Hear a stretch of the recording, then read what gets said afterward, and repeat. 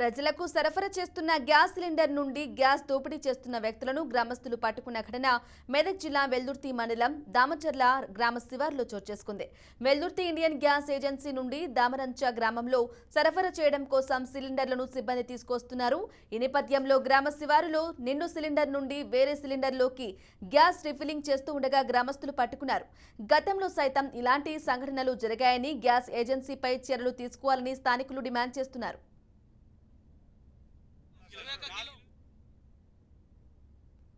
పెట్టి గ్యాస్ ఇట్లా సియ్యమని సప్పుడు వస్తుంది.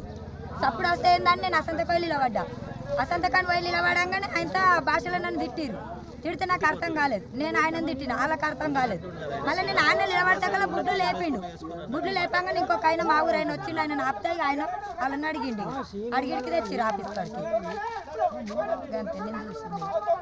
మన అన్ని విలేజ్లు తీసి ప్రతి మంగళవారం మన దామరంచ గ్రామానికి వస్తుంది కాబట్టి మన గ్రామ శివారులో పొలాల దగ్గర బండి ఆపి అక్కడ ఎంటీ సిలిండర్ తీసి